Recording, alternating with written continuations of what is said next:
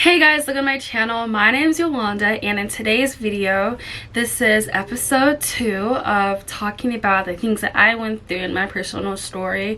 For this video, I'm going to be talking to you guys about how the justice system failed me. So yes, growing up, as I've said, I've always been more of the black sheep of the family to speak my mind. I've never been afraid, especially of threats or literal actions that my parents have done onto me or to my siblings, because I always knew I could pick up the phone. And I remember when I was I feel like it was around 11-12 years old, the numbers are kind of meshed together, because once again, it did happen 6 years ago, but I still know enough because it's my story, it's a part of me, and I'm so to not say that I'm not telling a credible story, but some details my age might not be as accurate, but it's the general idea of the gist that I want you guys to get for this video. So honestly, growing up, my older brother was actually homeschooled up until he was a freshman in high school. I don't want to speak too much on it because he dealt with things, but he just had behavior problems. We'll just put that as a general thing. And so he stayed home, where I also stayed home because I wasn't old enough at the time to go to school. So I was me, my older brother, and then my dad with us. So from a young age, I was exposed to child abuse. I would see things, and especially what my dad would do to my older brother. And I'm a young age, and I'm vulnerable. I'm very it's such an impressionable age, and so I would see things he would do, and I would grow up to think that it was okay. I'll be open and transparent. Growing up, my parents taught me to do the same thing to my brother, and I wish, or just to other people in general, I have forgiven myself the past or the mindsets of things, but at the end of the day, it's just why? But I didn't know anything else. I didn't know that violence isn't the answer, because that's how everything in my house was solved. And I think, and I know we all have different opinions, but I think just violence in a sense, or just hitting your kids in general, there's people like my parents who were excessive, and you can see how just from something small that it escalated. You know what I'm saying? Now there's a difference of hitting the child just a little bit, no, don't do this or whatever, but the things that I've seen, especially this one incident as I got older, it was actually 2-3 years ago, it just goes to show that you can't, not everything should be normalized, because there's people that cover it up and be I'm doing this out of love, when it's literally doing physical and mental damage. And there might be some people that grow up and are just yeah, it didn't affect me, kudos to you, it didn't affect you. But for other people, for me, it's more than that, and it just doesn't seem right. But anyway, so going back to the story though, so yeah, as a young child I was exposed to this, and even seeing my older brother. But then there became a point when I was 11 or 12 where it just didn't feel right anymore. It was hard, and of course being a girl, but in general I was more in tune with my emotions. And even now, when other people are feeling pain, it may not be my siblings, but it's other people in general, how when they feel something, I feel it too. And even with my friend, when they went through a breakup, I was literally crying with them. I was no, I'm so sorry. I was empathizing with them, and sometimes I empathize too much, because why is it affecting me the same amount, especially when it's not my situation. But sometimes it's really hard to not, but seeing it constantly happen, it was just it was so disheartening. And I really grew to resent my parents because of this, and I hated the fact that they would hide this behind religion. That's another huge thing though too, but they would justify their actions, and it's just disgusting in general though. And it's literally the definition of people that choose and pick and alter things and making it biblical to make it seem that you're the problem. And so basically, yeah, what happened was I confided in a bishop, and basically, long story short, is DFAX was called, because I met up with them and I read the whole story and everything like that, and they sympathized with me and all this stuff. and defects eventually came a few days later. But I just think that whole system is flawed itself. Like, why are you going to like notify the parents that, hey, they're coming? And so literally they, of course, as any other person would do in that scenario, gonna hide things and cover things. And for me and with my siblings, like, I stuck to my truth. But you know, we were, at the end of the day, we're all young and impressionable. So I know, like, later on, you know, talking to my siblings about it, it's just like, yeah, like, my dad said some things to hush them up and yada yada, to make it seem like I was the crazy one, when really, like, they were doing things behind the scenes. And it was that first visit that we had, and I remember me and my younger brother, we were just like having those kind of thoughts, if you know what I'm, you know, referring to. And they just weren't useful, you know, like the lady that had came. And it's just like, how are you going to, I think I'm just still stuck on the fact that why were they notified, you know? Like, that's just ridiculous. And the fact that's like, it's your job to literally protect the children. Why are you trying to side and understand the parent more than the child? And I just think that just the whole thing is corrupt itself, and it's just meant to, you know. And it's just so sad to see the amount of people that are, you know, like, failed, especially like, you know, I don't agree with what Gypsy Rose did, but like, honestly, like, if you were in that situation, it's like, you know, she did what she thought was best in that moment, you know. But it's crazy to think that, you know, even some of the family members saw what was happening, right?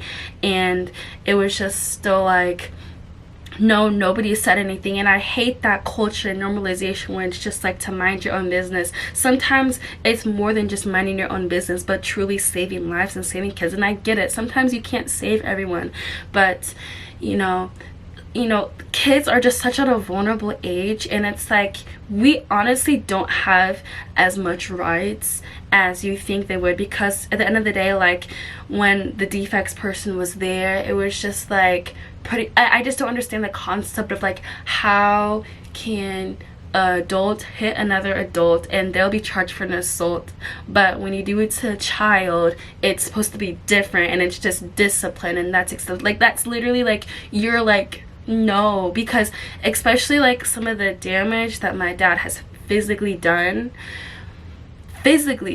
understand what I'm saying, physically, child abuse physically done, they're like, no, it's okay. And it's just disgusting. And you know, and it needs to be spoken about and brought to light, because it's just I don't know, it's very unsettling to think, like, how can you go to sleep at night comfortably knowing that you're hurting your child like that? Like, I, like, even now feel uncomfortable hitting anybody, even though like literally sometimes like people are like, oh yeah, I hit them or whatever. Or like, for like, I remember literally just last weekend we were doing like a play for something, and they're like, hit somebody, and I'm just like, no. Like, I just feel uncomfortable doing that and in that sense. But basically, yeah. And so they just didn't take me seriously or anything like that, and just brushed it over. And then apparently, like, I was sent away because I was the crazy one.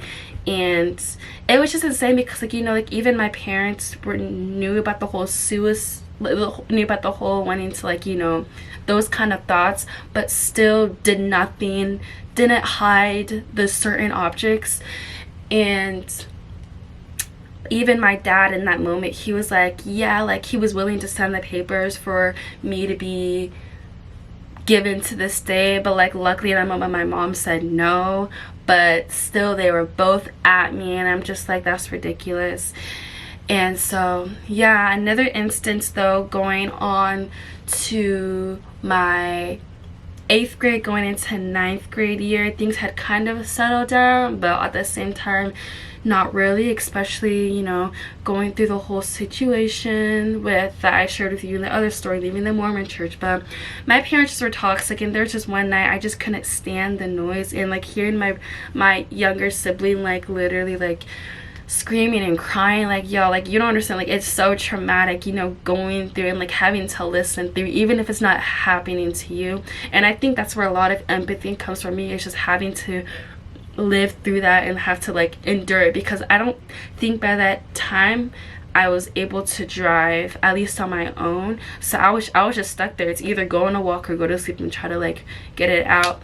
And it just broke my heart, guys. And it's just disgusting, you know, that it was excessive kind of punishment, you know what I'm saying? And I remember that day, like, I had, you know, contacted my school the next day, and I went to the guidance counselor, and basically, long story short of that situation, she sided with my mom, and I was very, like, disgusted about it, because it's crazy, like, how you can come to my face and put, like, you know, like a whole sympathizing, like, oh, it's okay, like, what? But then you get one email from my mom saying, like, yeah, she don't know what she's talking about, because I saw that email, right? I saw those emails, and it's just like a turn of a switch, and then now you think that I'm the crazy one, when I literally, like, you know, it was pouring out my heart and was at a vulnerable part of it. And it's just like, how did you brush over? It's literally your job to understand. And like, who would make something up like this? Like, it's just such a huge thing to lie about. And by that point, I know she had suggested to, like, maybe stay with somebody else, so that's what I did. I stayed with a friend, and I just left, because I remember my parents were like, and I guess the defects person agreed, like, if you find somebody, then you can stay with them. And so that's what I did. I left, and I didn't necessarily tell them, because they were on board that, like, yes, I could leave, but apparently it wasn't clear, and they were like, no, like, you. And so I found a friend, and they're like, no, you can't stay with them. And I was just like, what? But then I was like, no, I didn't want to leave from there, because it was just so bad at home, you know. It was literally so bad. And I remember it was a whole situation, so I didn't want to come home. And so I called the cops, and I was like, no, it's like so bad at home, X, Y, and Z. And they like cared to an extent, but then they were just stuck on the part that, like, oh, you haven't been home in 3 days, like, you're a runaway. And so basically that was the only thing that triggered them to be like, okay, like, but it wasn't a more of like concerning, it's like, I'm gonna like turn you into your parents so that you can, it would get in trouble, like that kind of thing. It's like, where's the heart to even help out a kid who's like literally pouring out their heart to you, you know what I'm saying? And so we drive home, and basically when I get there, it's just this whole thing. And basically the cop is saying like, no, like, you literally have a roof over your head, you have food, there's people that have it worser, and how it was basically a waste of a call. And then I remember they're like, oh, and my mom, she was like talking, and it was just like, yeah, like in South Africa it's like hard. And they're just like, oh yeah, you from there, maybe we can send her there or whatever. And I'm just like, oh my gosh. And then they're like, here's the number for something to file me as a runaway, since I had technically left. I left with permission, but to them it wasn't enough permission. And she just didn't like the person that I with. Now mind you, that person was a guy, but they weren't attracted to girls, and even to this day too. And so it's just like, even with that fact, it's just like, she was just like, no. It's like, what do you think I'm gonna do? Like, you think that my biggest thing is trying to do stuff with a guy or whatever? Like, no. Like, I was working 2-3 jobs during this time, like, I had my stuff going, I had good grades, yada yada yada. But they just still were on me for real. And so I remember I was just so sad. And this is like the time when I told you guys in the story where I just didn't go to church, because I was just at such a low point in my life, and I thought I'd gotten away with it. But then the next day after church, she was just like, no, like, you better go to church and better do as I say, or I'm gonna file you as a runaway, and I'm going to like ruin your future. You won't be able to go to college. This will be on a record forever, and you're gonna be stuck here forever listening to me. And it just like broke me, and I was just so sad, y'all. Like, you don't understand, like, your girl was just like going through. And I was like, I was honestly so upset at God. I was like, why is this happening to me? You know what I'm saying? And so from that point on, like, I would just stay in my room all the time. And I think honestly this is how I really like started, like, my parents say I was depressed when I was younger, then it's just like, then why didn't you help me then? But no, this really got me deeper into, which is why I struggle with it from this day. But I isolated myself, and I just went incognito, you know. I kept to myself. I didn't talk to them. I went to work, and that was pretty much it. And I was just saving my money and staying focused because I was still 15, but I was trying to get emancipated, right? But yes, basically what being emancipated is that you're financially and just like you're basically independent from your parents, where you don't, you know, you're just nothing like associated with them. Like, you are legally an adult. And for the state of Georgia, I know there's some other states, I think like Tennessee, because I had a friend who lived there who actually like told me about it more. But she was, I think, 13, 14, 15, one of those ages, but she emancipated herself apparently. So I was trying to do it here, and so I waited till I was 16 to file for that. So basically that was of, I believe, 2 years ago actually, of November, because yeah, I turned 18 this year. And so basically what had happened, but yeah, during that time, like, I've saved a lot of money. I had like $5,000, and so the thing is, like, you have to be able to financially support yourself and like prove that you are capable of living on your own. And so that's what I did, you know. I gathered all my paperwork, I did all of this research, I made this huge paper so that I can say in court and all of this stuff. And so basically I did that, and the day finally came when I turned 16. And when I filed that, it was I believe a month after the fact, they got back to me, because, you know, the court process is slow, hence why even people that are in jail, it takes a long time for the trial things to happen, because it's just long. It's like it's a huge process, right? And so finally the day came in the mail, and I knew when it came in the mail because my parents were just like, huh? I remember actually my sister called me. She's like, yeah, I think they know. And their door was closed when I came home from practice one day, and the dynamic just shifted again. Like, things were like, like, they weren't even good for real, but they were just like, it was still tense in the house for real. But once that happened, like, they were just like, ugh. And so basically, fast forward, you know, the hearing date came up, which I didn't know was a thing, because I thought it was just doing the trial and you're done. But no, there was a pre-hearing. But before the whole pre-hearing thingy, I met with my lawyer. So I had a pro bono lawyer, and then I had a guardian ad litem. So the guardian ad litem is she's the one that advocates for you. So it's basically the one to be like, yes, if I am in good standing to be in it. And then my actual just attorney, which is the pro bono person, she was the one like helping me gather the stuff and advising me X, Y, and Z. So basically one day I meet up with them at IHOP, and we just talk about things. And basically from them, they're just kind of like downplaying me, and they're just like, no, like, yeah, you know, like, it's hard out here. Like, even my daughter, like, I asked her and I was like, do you think you could take care of yourself? And she's like, no. But also, is her daughter in the same position as me? No. And then, like, honestly, like, a lot of people's responses during this whole process was just like, yeah, like, you know, just keep to yourself and keep pushing, just stay strong, for you just got 2-3 years left, just endure it, and soon you're gonna be out.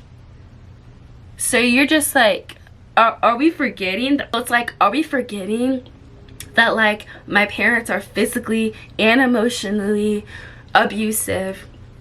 And like, I'm physically scared staying in my house because of them, because the amount of time my dad have pulled up on me or on my other siblings. And it's just like, you know, I was scared for all of our safety, you know. And so literally after that point, they're just like, okay, at least, they're like, you know, you don't have enough money. I had saved up, actually, by that point, I had 6 months where I saved up $5,000, y'all. When I told you I worked my butt off, I was literally so motivated. That's where I get my hustling from, y'all. Like, my parents were like, yeah, you work a lot. Yeah, because I was trying to emancipate. But basically, yeah, so that happened where I kept on, like, asking, like, my friends, parents, and all that. And honestly, looking back, I was low-key done dirty. But it's just like, I just don't understand. Like, if I had, like, my daughter my future daughter, let's say if she has a friend and she's going through an abusive situation, I don't care if I'm friends with the mom. I'm gonna believe the daughter or the son or whoever it is. Now you gotta, like, you know, explain yourself and elaborate to make sure it's legit, you know, things going on. Like, I'm not saying you're gonna have to have like photo evidence or this or that, because like by the end of the day, it's just like, you know, if it happened, it happened. And there's some people that, yes, do lie, especially like, oh, my parents like are so like mean to me, but it's because like their grades are bad. And it's just like, no, you should be focused. You should be like wanting better education. There's some things where it's just like, no, like, yeah, it's the kid. But there's some other instances where it's literally the parent. But I literally had a few friends' parents come up to me when I tried to, like, you know, say, hey, can you know, I stay with you, and their responses were like, oh, like maybe it's just like not that bad. They're pretty much downplaying it, and basically overall the whole gist is just like, yeah, well, just a conflict of interest since I'm friends with your mom. Huh? So you're willing to protect your friendship, but a child actually going through a crisis? Huh? And it's just mind-blowing, because it's just like, this girl is literally pouring into you, crying, and just like in such a hard point of her life, and your only answer is just gonna be like, well, yeah, like, you know, like my parents did that to me too, and like, oh, like just endure these last years, but I just want to protect, you know, the relationship with you and I'm your mom. I was so livid, literally so livid in that moment, and I just really couldn't, like, you know, I was just like, you know, like, okay, like if you're not gonna help me, then I'm gonna figure this out on my own. So, you know, I asked other people to try to sign me off, because we needed 3 people to sign you off.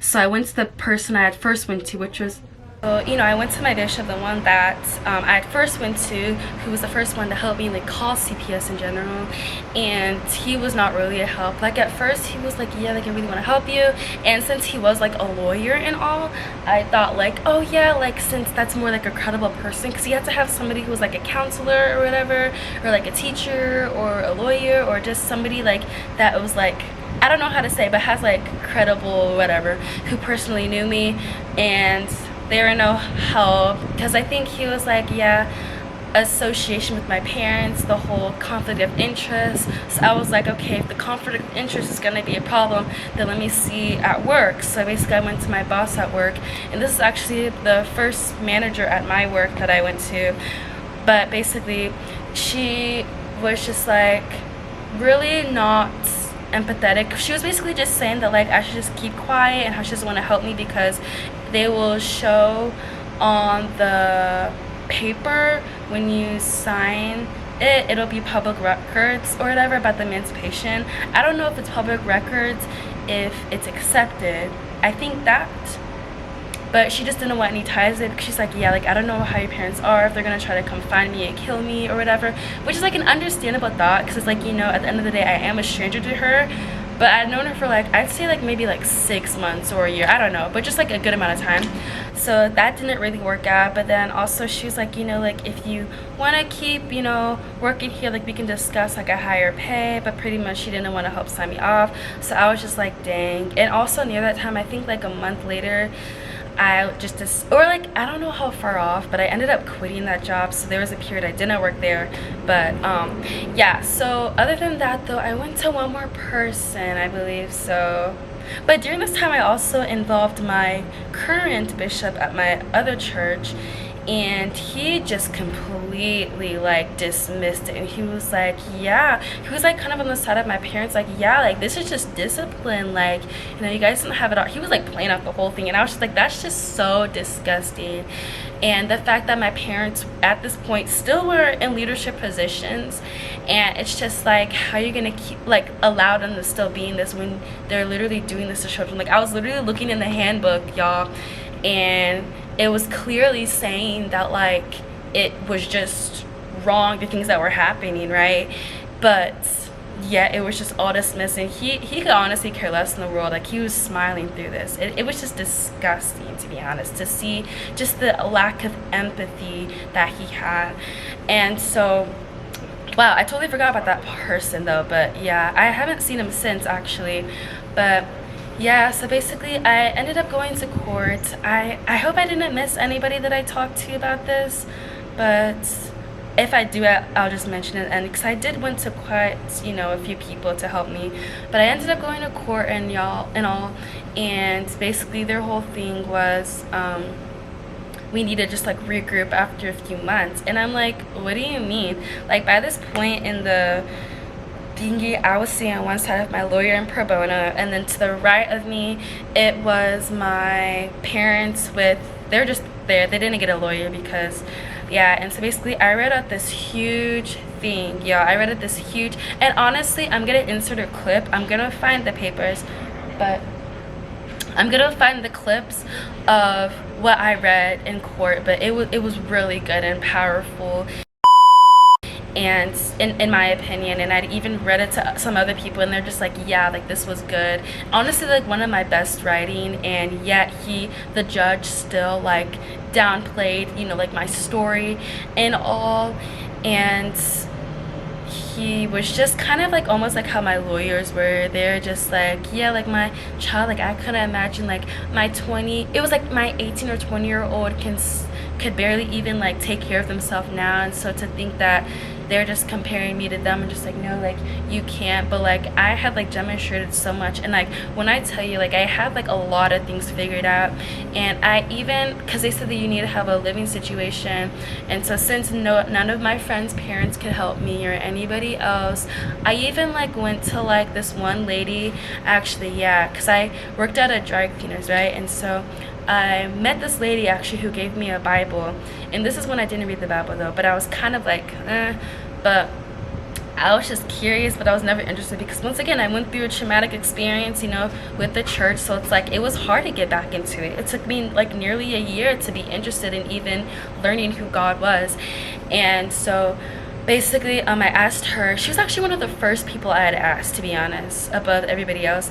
And she was like, at first she was like, maybe, and then like I think a few days after the fact she was like, no, like I'm sorry, like she was gonna give that room to someone else who was going through like a death right now. And I don't know what to think about it, the whole situation, because like at the end of the day we all go through stuff, and I'm not saying that that person's situation was less than, but I was literally a child in a vulnerable situation. And it's like, at least like try to like offer me like a bit more help then. And I'm not to say that she was like like the villain in this, no, but it was just sad, like how still it just seemed like nobody really wanted to help me. And so basically she's like, ask your boss, because she was like a customer of my boss. But I didn't want to ask my boss because there was a lot of things that happened at that place, and it was really abusive.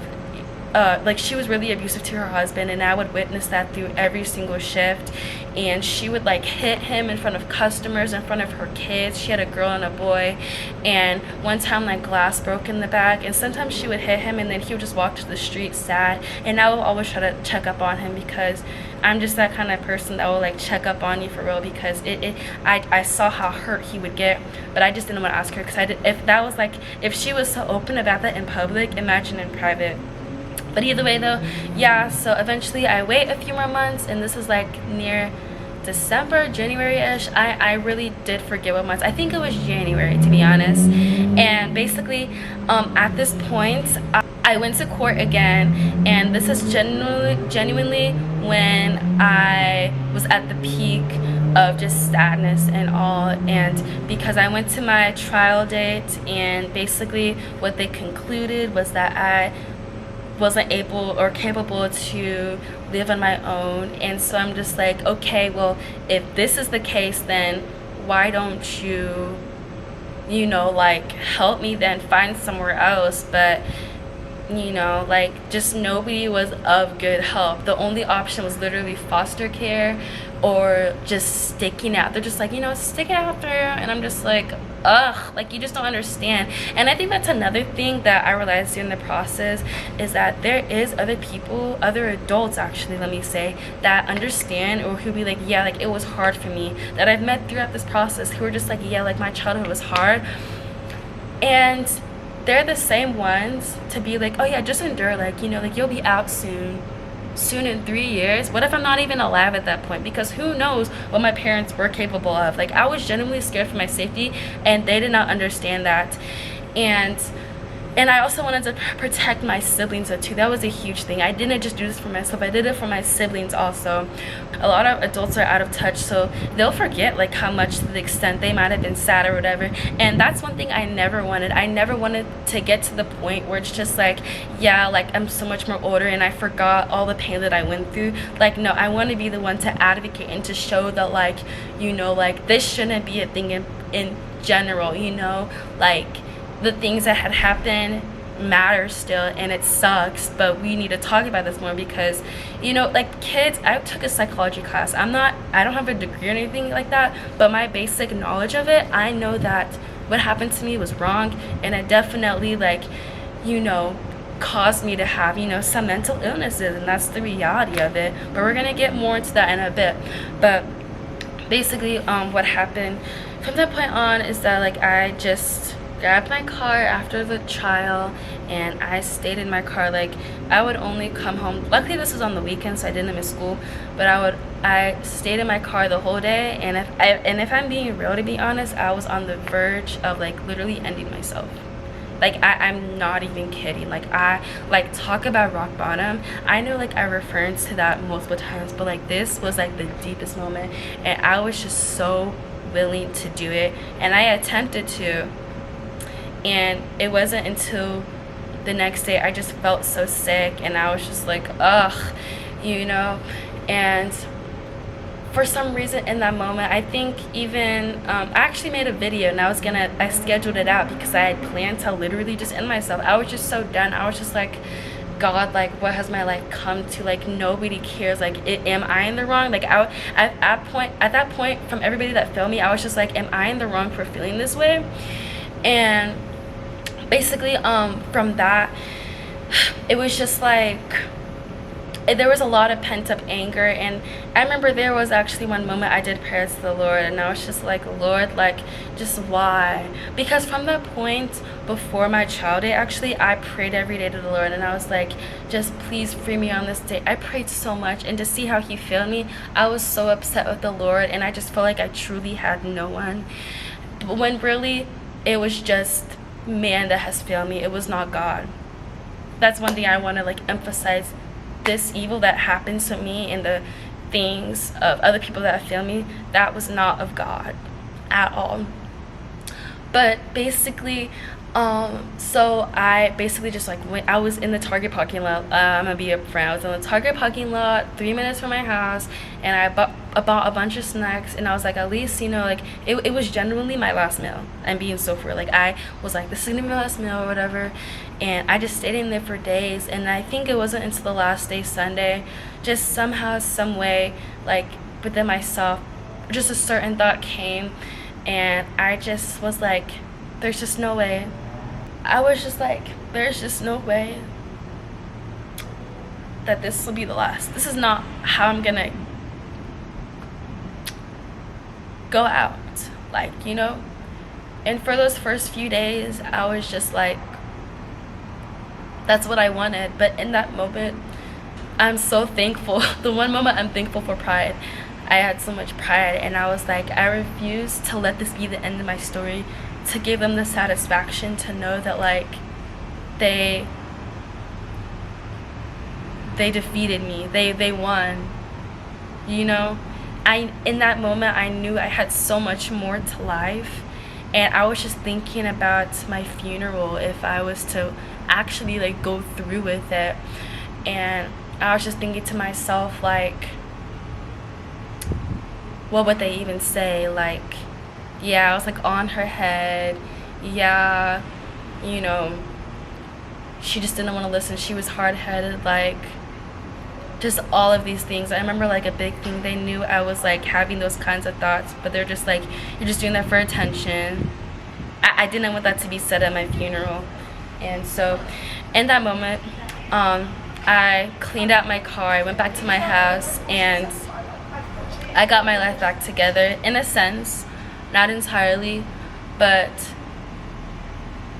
I believe, I'm not certain, but I believe this is the point in my life where I tried, you know, having a relationship with God, but it was just like here or there. But I just focused in school. I focused in running and all. And by that point, you know, things were still hard for me. It was definitely a living hell still, because my mom especially made it hard for me. It's always girls. Like, let me tell you, like, the other day I was just crying about this. I was like, it was literally a girl's being mean to me, right? And I was just like, it's always a girl's where it hurts more, like when it's literally another girl. When it's a guy, it's like, but then when it's a girl, it's just like, ugh. But she was not being a girl's girl in that moment. And basically what had happened was, yeah, and that was also the time when I had gotten region and I had won the 800 meter, and I was like, like, see, like, and it was kind of like so satisfying, not only in the sense to prove to her that, like, the whole fact of me not going to seminary, which is a Bible study, so I can get more sleep. It kind of showed her that, like, hey, like, I was lacking a lot of sleep, and that with more sleep then I could perform better. But it was also the satisfaction to realize that, like, my life wasn't over and I was still succeeding, even despite me not being in the church. So it was satisfying in that way. And so from that point on, I just kept working and working. I believe I still did have 3 jobs. I worked my butt off. Cross country wasn't going the best. My mom actually tried to take that away from me during this time, but luckily my therapist had convinced her that it was a good source for me to really, like, regulate my emotions or whatever. And we tried family therapy actually, and that did not go well because my dad had honestly a tantrum, and he just started yelling and yada yada yada. So that was cut short. But then I ended up staying with my therapist throughout that time, and then going into senior year, things had kind of calmed down in a sense. Basically from that point on, I go into that in my story about, you know, my other story, but basically, like, things are normal, but then, like, not really. Eventually, like, my case closed, and even my lawyer tried to reach out to me and be like, oh yeah, like, you're finally, like, graduated or whatever. And then there's another time near my birthday, actually a month ago, she was like, oh yeah, like, you're finally 18, like, do good, like, do you think I was doing bad beforehand, like I mean, like, behavioral bad. And it was just, it was a lot though, you know. And I thought things were getting at least better-ish, but apparently not. And then, as a lot of my friends know, I was pretty much kicked out the house at 17, literally a week after graduation. And it was hard navigating through that though, you know. Like, it was like an easy transition, but I still think it was just a lot to process, because at the end of the day, it's like I'm going through all these, like, life changes, and I don't have my parents. But like I mentioned in my last video, like, I'm so grateful for my godparents who were always there for me and with open arms, and it was just meant to be. And when I tell you guys, like, I prayed so hard so that, like, and kind of like wrapping things, you know, all together, but like, it was truly by the hands of the Lord that I was saved, you know, through this whole thing. Like, there is a lot of evil in the world, and it sucks that it was close to me, that it was, you know, in my area, that essentially my biggest hurts, my comfort wasn't in my home. And I truly mean it when I say there is another presence in that house.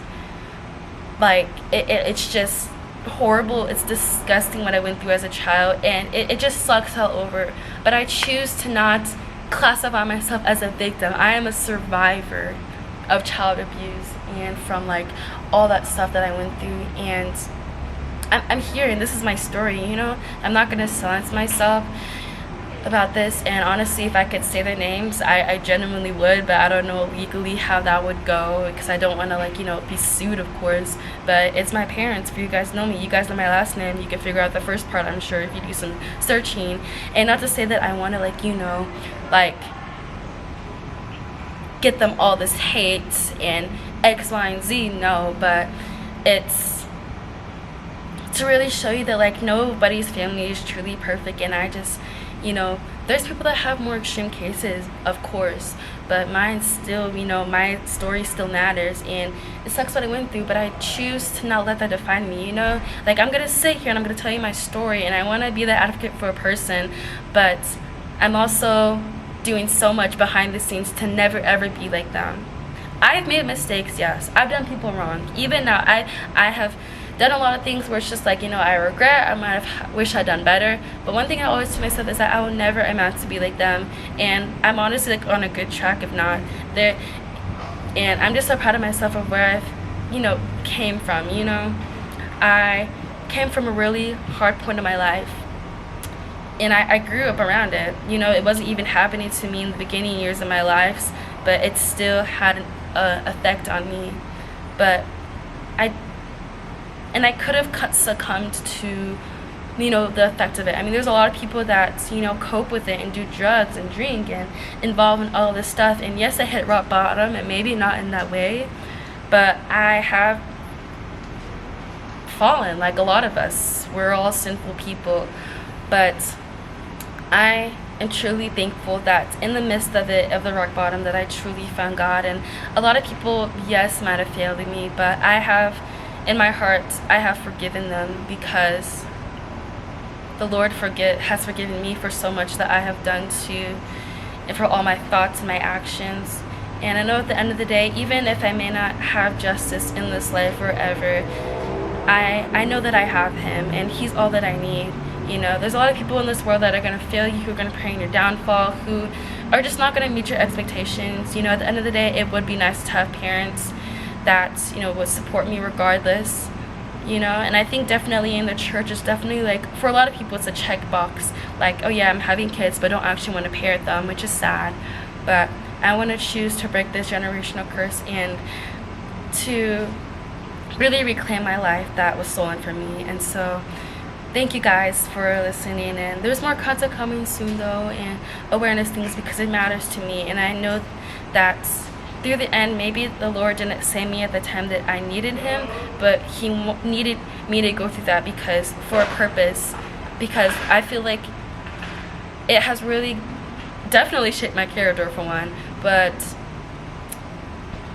I was meant to be one of the people to help advocate for children and just for mental healthness, and to bring people closer to God, for them to know that, you know, you don't have to run to anything else, to anyone else. You know, I would run to my friends, to other adults or whatever, because for help, to seek for help, which is nice. It's good to have support from people, and you need support. But the first person I should have ran to was God and really trusted Him. But I was young, I didn't know God, so, you know, it's definitely an iffy situation. But I'm glad that I have Him now in my life, and I know whatever that comes up against me, because it's not going to be easy, of course. Like, I'm still, at the end of the day, I'm still young, I'm still learning the world and navigating through it all. But I trust that He has a plan, and that it's all going to work out in the end. And so, yeah, I hope you guys have an amazing rest of your day. Peace is already out.